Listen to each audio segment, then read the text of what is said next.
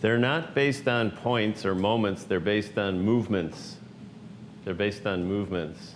So the actual catalyst, which is going to raise the question that's going to get answered at the end of the film, takes about 16 or 17 minutes.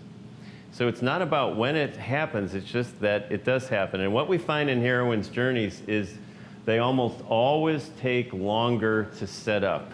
And one of the reasons for that is virtually every heroine's journey takes place either with a family or a surrogate family.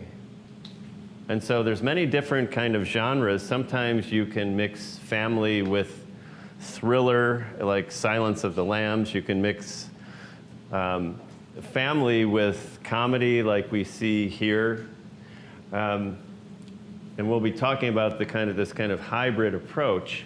But the reason why heroines' journeys are either about families or surrogate families is because the initiation, which leads to the catharsis that you mentioned, Anne, is an initiation for the whole group or the whole family.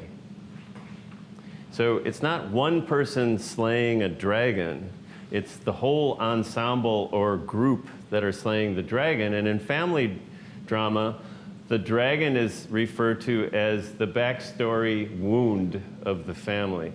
It doesn't always surface, or it can surface in kind of bits and pieces, like in Erin Brockovich.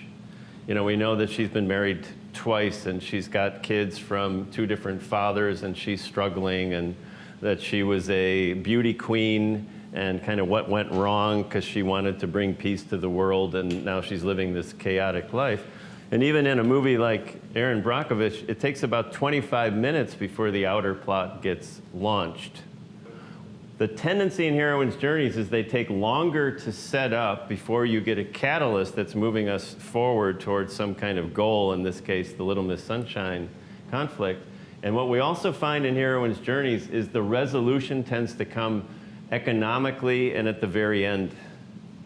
And the gradual buildup is because we have to establish the family and who everyone is in the family, or the surrogate family. In Erin Brockovich, it's a surrogate. She has her own family, of course, but there's a whole surrogate family at Ed Masry's law firm where she's working.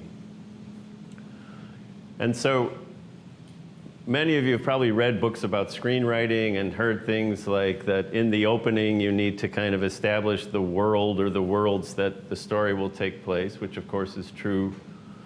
You're kind of introducing who's going to be the main character. Now in heroines' journeys, the other thing we find is that the main character can be referred to as the audience's character of emotional identification, but doesn't function like main characters in other drama. That is to say that in heroines' journeys, the entire ensemble or the family or the surrogate family, every character is equally important.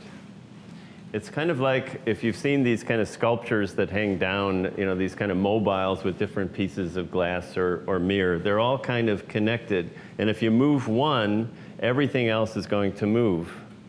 And so every character is equally important. And there's often one character or sometimes 2 characters that are really the audience's character of emotional identification, which means that that character is going to be the character that's going to be taking the audience on the emotional journey and creating what's called the emotional landscape and the through line to that landscape. And you probably noticed, if you were engaged in the film, that in watching this opening 20 minutes, that you probably had many different emotional experiences along the way.